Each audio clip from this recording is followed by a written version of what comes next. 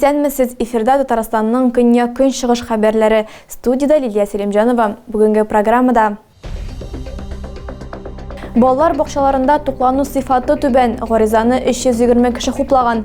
Әлмәтлеләр тагын нәрсәләрдән канәгать түгел һәм проблемалар ничек хәл ителәчәк? 3 минут эчендә янгыннан чыгып өлгергәннәр. 150-дән артык кеше эвакуацияләнде. Мондый өйрәнүләр никадәр еш үткәрелә? Чәчәкләргә аллергия яки гади ОРВИ симптомнарны ничек аерырга? Белгечләр фикере. Республикада басуларның 90%-тан артыгы чәчелгән. Бу уртача күрсәткеч. Беренче урынны Татарстанның 5 районы бүлешә. Бу хакта республиканың авыл хуҗалыгы һәм азык-төлек министры Марат Җаббаров атналык брифинг барышында хәбәр итте. Әтнә, Биектау, Актаныш, Лениногорск һәм Зәй районнарында чәчү тулысынча төгәлләнгән. 31 урында 87% күрсәткеч белән Әлмәт районы. Аграрчылар вакытында өлгерергә планлаштыралар. Барлык авыл хуҗалыгы мәйданнары 5 июньгә кадәр чәчелеп бетәчәк. Моннан тыш киңәшмәдә технопаркның әзерлеге турында да фикер алыштылар. Әлмәт районы урып җыюга техник әзерлек буенча алда барам. Авыл хуҗалыгы предприятиеләрендә барлыгы 31 комбайн бар. Аларның 14-е ремонтланган һәм кырга чыгарга әзер. Хәзерге вакытта тармакның иң актуаль мәсьәләләренең берсе булып импортны алыштыру кала бирә. Республиканың сәнәгать предприятиеләрендә шител техникасына 2000 деталь ясауны җайлаганнар. Аның бәясе 2-3 тапкырга кимрәк килеп чыга. Бу запас частьләрне еллык кулланганда тармак өчен сизелерлек сумма дип билгеләп үтте министр. Балалар бакчаларында начар туклану, ишелгән кыюлар, люксус канализация, юллардагы чокыр-чокырлар. Май аенда әлмәтләр халык контроленә ниләр турында язган? Соңгы айда порталда 377 гариза калдырылган. Балалар туклануы халык контроле сайтында иң соңгы һәм иң популяр шикаятьләрнең берсе булып тора. Гариза 25 майда гына ачылган булса да, аны инде 320 кеше хуплаган. Нигездә нәниләрнең ата-аналары рационның аз булуы, ризыкның сыйфаты һәм кичкенә порцияләрдән зарланам. Әлеге шикаят билгеле бер ведомствога юлланмаган, шуңа күрә статусы эш барышында дип саналам. Шәһәр прокуратурасы тикшерү үткәрә. Республика әһәмиятендәге гомуми файдаланудагы юл буенча Кәләй халкы йөрергә теләми. Сәбәбе юлның начар торышым. Гариза май аенда популярлык буенча 2нче урынны ала. Аны 46 кеше хуплаган. Проблеманы хәл итү планлаштырылган. Контроль срок 20 июньгә билгеләнгән. Әлмәтләр иң еш калдыра торган хәбәрләр асфальтка кагыла. Порталда бер-берсенә ошаган шундый 15 дәгъва урнаштырылган. Хакимияткә юлламалар шәһәрнең төрле почмагыннан, Сөләйманов урамыннан алып Галеев урамына кадәр килә. Шәһәр хакимияте гарантия срогы буенча ремонт 30 сентябрьгә кадәр эшләнәчәк дип җавап биргән. Шуңа күрә гариза планлаштырылган статус алган. Шәһәрнең даими проблемаларының берсе кыю капкачларының юкка чыгуы. Водоканал мәгълүматлары буенча моның 2 сәбәбе бар. Я алар ватыла, я кемдер аларны урлый. Быел компания 120дән артык капкач урнаштырган. Бер капкачның бәясе 5400 сумнан 9300 сумга кадәр тәшкил итә. Киләчәктә урлауларны булдырмас өчен машиналар йөрү өлешендә кыюларны бетон белән капларга планлаштыралар. Ләкин кыюлар белән дә проблемалар моның белән генә тәмамланмый. Аларның кайберләре тирәсендә чокырлар барлыкка килә башлаган. Совет урамы 155, Сөләйманова 1 һәм Тельмин 68 йортларында яшәүчеләр социаль челтәрләрдә һәм халык контроле порталындагы гаризада муниципалитетның игътибарын шуңа юнәлткән. Әлмәт водоканалы кыюны уңайлы һава шартлары булган очракта 30 июньгә кадәр норматив хәлгә китергә вәгъдә биргән. Май аенда халык 337 гариза калдырган. Шуларның 119-ы эштә санала, 74-е хәл ителгән, 159-ы планлаштырылган, 34 шикаят кире кагылган. Лениногорск янгын сөндерүчеләре халык күп була торган бинада өйрәнүләр үткәрде. Вакыйгалар үзәге булып санаторий сайланган иде. Легенда буенча янгын биналарының берсендә чыккан. Санаторийның беренче катында чабыну бүлмәсендә янгын. Төтенне күреп штаттан тыш янгынга каршы формалашкан төркем вәкиле тревога төймәсенә басып, үз көчләре белән ялкынны сүндергә омтыла. Тик төтен исеннән исереп, сауна бинасына керү юлында аңын югалтып егыла. Өйрәнүләрнең легендасы әнә шундый. Төтенне янгын хәбәрчесе дә сизәм һәм сирена кабына. Санаторий эшчеләре ял итүчеләрне эвакуацияләүгә керешә. Өске катлардан бау баскычлары төшә. Шул ук вакытта барлык биналардан да ашыкмыйча тыныч кына кешеләр чыга. Паника урынсыз, югыйсә әтеш-төртеш барлыкка килүе ихтимал. Андый очракта зыян күрүчеләр саны артырга мөмкин. Моны ял итүчеләр үзләре дә белә. Сигнал 11-нче янгын части пультына килә. Янгын сүндерүчеләр һәм коткаручылар оператив рәвештә эшлиләр. Сүндерү өчен махсус линияләр суздылар, янган бинага керделәр һәм зыян күрүчене коткардылар. Аңа беренче ярдәм күрсәттеләр. 85 ял итүче һәм 72 хезмәткәр бинадан 3 минут эчендә чыкты. Норма буенча 15 минут. Чыгарылган кешеләрнең саны турында инспектора хәбәр иттеләр. Шартлы янгын сүндерелде. Димәк, эвакуация уңышлы узды. Хәтта иң кечкенә ял итүчеләр дә янгын вакытында кая шалтыратуларын исләрендә калдырдылар.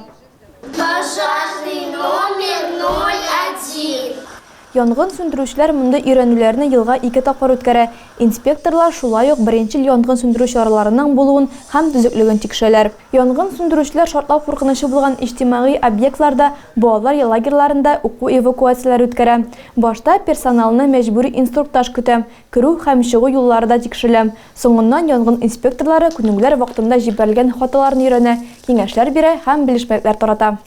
Лениногорск районында ир-ат янгын хәбәрчесен ишетеп үз гомерен коткарып калган. Янгын Ормышлы авылының Нагорный урамында чыккан. Агач өйне ялкын камап алган. Янгын сүндерүчеләрне шаһитлар каршы ала. Алар 52 яшьлек йорт хуҗасының янгын хәбәрчесе тавышын ишетеп, урамга чыгарга өлгерүен сөйләгән. Ир-атның 90% тәне пешкән. Ул хастаханәгә озатылган. Янгынның беренче сәбәбе сүндерелмәгән тәмәке булырга мөмкин.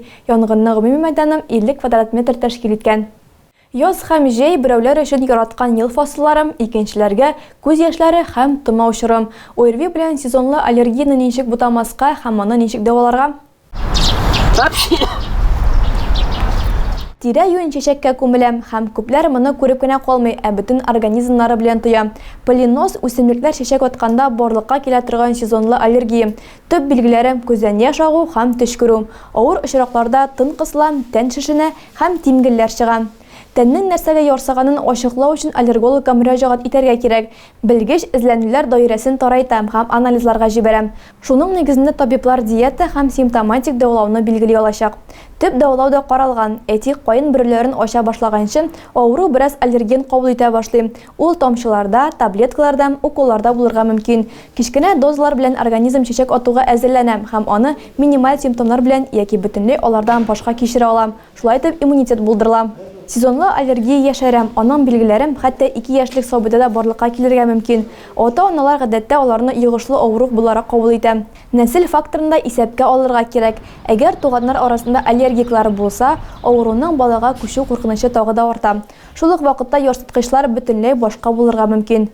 Татарстанда кайын, тирәк, зирек, кыяклы һәм болын үләннәре, әрем, тузганак кебек көчле аллергеннар киң таралган.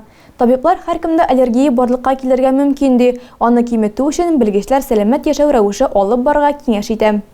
Җәйне начар гадәтләрсез башларга, бөтен дөнья тәмәке тартудан баш тарту көнендә әнә шундый киңәш бирәләр. Зәй халкы моңа ничек карый? Адилә Борханова белә. 31 майда ел сайын халыкара тәмәкесез бер көн буларак билгеләп үтелә. Бу көнне һәркем начар гадәтләрдән тыелып, сәламәт яшәү рәвеше алып барырга тиеш. Тәмәкенең зыяны тартучыларга карата мөнәсәбәтләре турында сораштыру өчен без Зәй урамнарына чыктык. Менә 80 яшь авызга алып тәмәке тартмадым. Менә малаем бар, малай таза. Әгәр тартма буламага. Тарта инде, үзем тартмам, менә 80 яшь әйтәм. Мин дә шулай каршы тартуга тартмадым үзем гомергә. Мен гомер буе бар шикел башладым, булай да тартмагыз дип әйтәм, мин дә шарагым бер кешегә әйтәм, тартмагыз балалар дип. Күрсәм, шарасалар, ашаланам. Каршы карый мин аңа. Минем иптәшемдә тартмый, балаларымда тартмый, Аллага шөкер. Урамда тартып йөрүчеләргә бик тә ачу килә. Бөтен дөнья тәмәкегә каршы көн тагын бер тапкыр тәмәкенең зыяны һәм аның авыр нәтиҗәләре турында уйланырга мәҗбүр итә. Космос белән тыгыз элемтәдә Узнакайда радиосөючеләр чираттагы 6-нчы сеансны орбиталь станция экипажы белән үткәрделәр. Соңыннан балаларның сорауларына космонавтлар Олег Артемьев, Денис Матвеев һәм Сергей Корсаков җавап бирде. Спорт радио элемтә түгәрәгем республика дәрәҗәсендә генә түгел, бөтен ил буенча уникаль проект санала. Биредә 6 яшьтән алып 74 яшькә кадәрге балалар һәм өлкәннәр шөгыльләнә. Алар дөньяның иң ерак нокталарына радио элемтә үткәрәләр, фәнни космик тәҗрибәләрдә катнашалар, орбиталь станция экипажлары белән аралашалар. Космик радио элемтә сеансы якынча 15 минут дәвам итә. Бу вакыт эчендә 20 сорау бирергә була. Аларга Роскосмос космонавтлары Олег Артемьев, Денис Матвеев һәм Сергей Корсаков составындагы 67-нче озак вакытлы экспедиция экипажы җавап бирә. Барысына да җавап бирергә өлгерү өчен космонавтлар алдан әзерләнә. Сораулар төрлем һәм гадәти булмаганнар да очрый. Мәсәлән, шәкертләр халыкара космик станциядә йорт хайваны яши аламы, очып киткәндә экипаж нинди хисләр кичерә һәм буш вакытларын ничек үткәрүләре белән кызыксына. Космик экипаж вәкилләреннән тыш Сергей Самбуров белән дә аралашырга мөмкинлек бирелде.